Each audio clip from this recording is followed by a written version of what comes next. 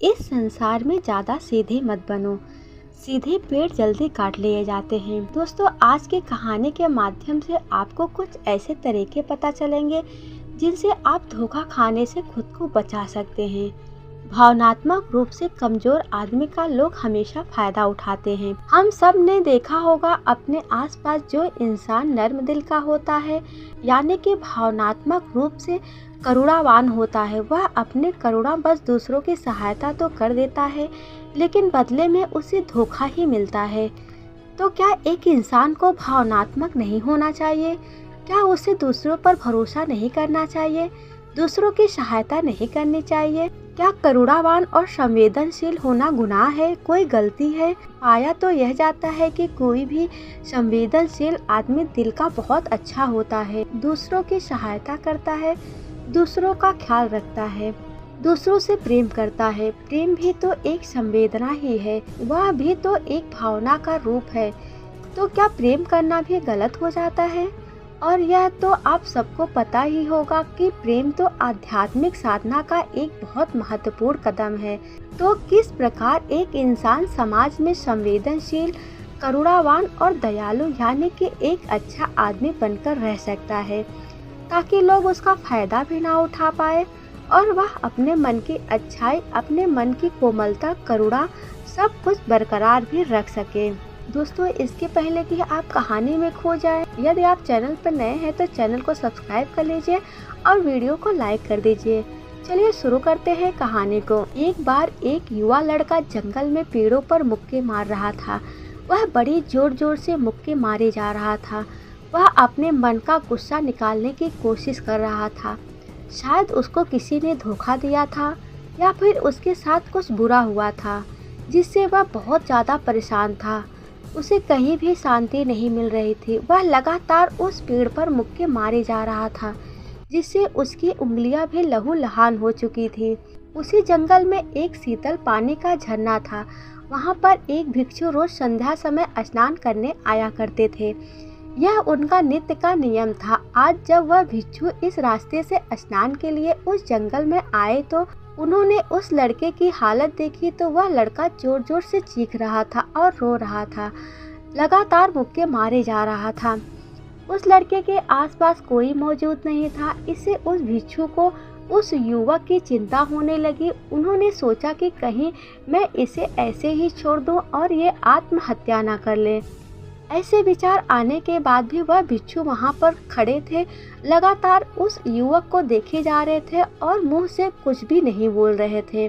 कुछ देर तक तो उस युवक ने उस भिक्षु को नज़रअंदाज किया, लेकिन कुछ देर बाद उसे अजीब सा लगने लगा। उसने सोचा, ना तो यह मुझे रोक रहे हैं और ना ही कुछ कह रहे हैं, यह तो बस मुझे देखे जा रहे हैं, इसका क्या मतलब है?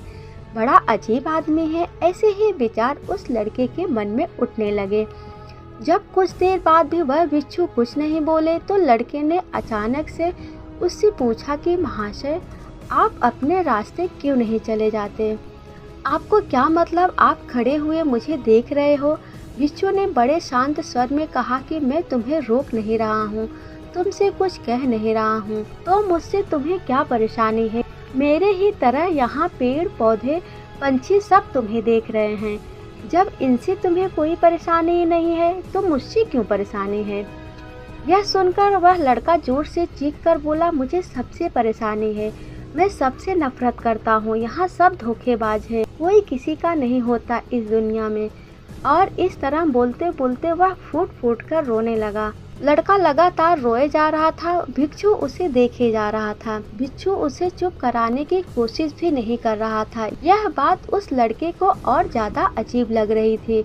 अब वह रोना छोड़कर लड़के ने सीधे खड़े होकर उस भिक्षु से कहा, बड़े अजीब आदमी हैं आप। आपके सामने कोई इंसान रो रहा है, दुखी है, परेशान है, आप उसे चुप भी नहीं करा सकते। आपके मन में बिल्कुल भी संवेदना नहीं है। आप बड़े ही कठोर हृदय वाले साधु हैं। आपको साधु होने पर खेद होना चाहिए। और ऐसे ही ना जाने क्या क्या जली कटी बातें युवक उस भिक्षु को सुनाने लगा। कुछ देर बाद जब युवक की सारी भड़ास निकल चुकी थी, तब भिक्षु ने बड़े ही शांत स्वर में कहा कि आज मैं तुम्हें कंधा दे सकता हूँ, तुम्हारे आंसू पोंछ सकता हूँ, लेकिन इससे तुम्हारी समस्या का समाधान नहीं होगा। कुछ देर के लिए तुम्हारा मन बहल जाएगा, उसके बाद वही जिंदगी, वही लोग जो तुम्हें आज कंधा देने के लिए भी तुम्हारे पास नहीं है, फिर से तुम उसी जिंदगी में लौट जाओगे।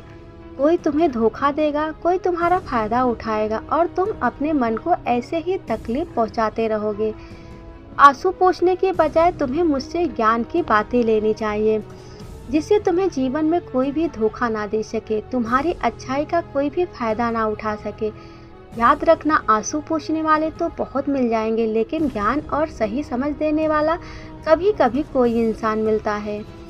भिक्षु ने उसे बताया कि मैं पास ही के झरने में स्नान करने के लिए जा रहा हूँ। बड़ा ही शीतल पानी है वहाँ का, अगर तुम चाहो तो तुम मेरे साथ चल सकते हो।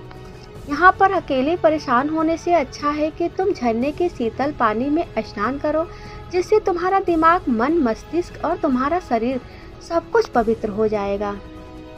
यह सुनकर वो लड़का उस भिक्षु के पीछे हो लिया। जंगल के बीचों बीच रास्ता झरने की तरफ जाता था। जंगल में सन्नाटा छाया हुआ था।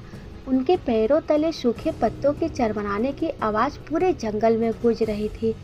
आज पूर्णिमा की रात थी और आसमान में चांद अपनी उजली रोशनी उस जंगल में फेंक रहा था। उस रोशनी में दोनों उस झरने की तरफ बढ़ते जा रहे थे। रास्ते में चलते चलते उस युवक ने उस भिक्षु से कहा, महात्मन, आपकी ज़िंदगी मस्त है, आपको किसी चीज़ की कोई परेशानी नहीं है। आपको पता है कि दुनिया में कैसे कैसे लोग बसते हैं, कितने धोखेबाज, कितने मक्कार, और सबसे बड़ी बात, अपने लोग ही धोखा देते हैं, जिनसे हम प्रेम करते हैं, जिनको हम अपना मानते हैं। जब उन्हीं से धोखा मिलता है तो कैसा महसूस होता है। कभी कभी तो ऐसे लगता है कि भोले और दयालु लोगों के लिए यह दुनिया बनी ही नहीं है। ये दुनिया धोखेबाजों के लिए है, मक्कारों के लिए है। वही लोग यहाँ पर फलते फूलते हैं, वही आनंद से जीते हैं, और हमारे जैसे लोग जो दूसरों की सहायता करते हैं, दूसरों को अपना मानते हैं, वह हमेशा जीवन भर दुख में रहते हैं। यही जीवन की सत्यता है और यही संसार है जिसमें हमें रोज घुट घुट कर मरना पड़ता है। आपने सही किया, ऐसी जिंदगी को त्याग दिया, पीछे छोड़ दिया, बस अपने में मस्त, किसी से कोई परेशानी नहीं है, किसी की कोई चिंता नहीं है। मैं भी सोचता हूँ कि मैं भी संन्यास ले लूँ, छोड़ दूँ इस दुनिया को। यह सुनकर उस भिक्षु ने कहा कि तुम्हें क्या लगता है, सन्यासी जीवन बहुत आसान होता है? भिक्षु ने बड़े शांत स्वर में कहा, तुम्हें तो 2 वक्त की रोटी शांति से मिल जाती है, हमें तो कभी कभी वह भी नसीब नहीं होती। अगर भिक्षा मिल जाती है तो हम खा लेते हैं, वरना हमें तो भूखा ही सोना पड़ता है। यही सन्यासी जीवन है, हमें हमेशा नीचे सोना पड़ता है, सिर्फ एक लंगोट में रहना पड़ता है, चाहे कैसा भी मौसम क्यों ना हो। तो यह सब तुम्हें आसान लगता है तो तुम भी सन्यासी बन जाओ। युवक ने कहा कि आप कहते तो ठीक है, संघर्ष तो दोनों तरफ है, सांसारिक जीवन में भी और सन्यासी जीवन में भी। वैसे सांसारिक जीवन भी अच्छा है, लेकिन तब तक जब तक परिवार में सुख शांति बनी रहे। भिक्षु ने कहा, देखो, संन्यास अपने मन से लिया जाता है। जब हमारा मन कहता है कि हमें संन्यास के मार्ग पर सफलता हासिल करनी है, आगे बढ़ना है, तो ही सन्यासी जीवन सफल हो पाता है। लेकिन तुम अपने घर से परेशान होकर, दूसरों लोगों से परेशान होकर सन्यासी बनना चाहते हो, तो तुम्हारा सन्यासी जीवन भी कभी सफल नहीं हो पाएगा। इससे अच्छा तो तुम सांसारिक जीवन में अगर कुछ तरीके, कुछ नियम अपनाओ, दूसरे लोग तुम्हें धोखा नहीं दे पाएंगे।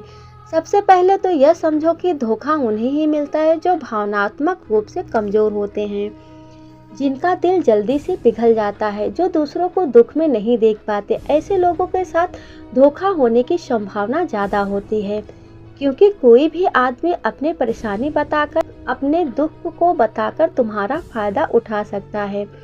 क्या पता वह झूठ बोल रहा हो, वह दुखी होने का अभिनय कर रहा हो, लेकिन आपको तो सच ही लगेगा, और उसके बाद कुछ समय बाद आपको पता चलता है कि आपके साथ धोखा हो गया। उसके बाद आपका मन अंदर से टूट जाता है। इसीलिए सबसे पहले ध्यान रखना कि किसी भी व्यक्ति को यह एहसास मत होने दो कि तुम भावनात्मक रूप से कमजोर हो, अंदर से तुम्हारा दिल नर्म है। अगर उन्हें यह कमजोरी आपका पता चल गया तो वह कोई ना कोई जाल रचाकर आपका फायदा उठाने की कोशिश करेंगे। चाहे आप अंदर से संवेदनशील हो, दूसरों की मदद करने वाले हो, लेकिन किसी को एहसास मत होने दो, ऊपर से कठोर बने रहो। जब लोगों को लगेगा कि इससे कुछ बोलने का फायदा ही नहीं है, यह आदमी कठोर है, पिघलेगा नहीं, तो खुद ब खुद वह तुमसे दूर हो जाएंगे। दूसरी बात समझने की यह होती है कि हम बहुत जल्दी दूसरों पर विश्वास कर लेते हैं। हमारी जल्दी विश्वास करने की आदत ही हमें हानि पहुंचाती है।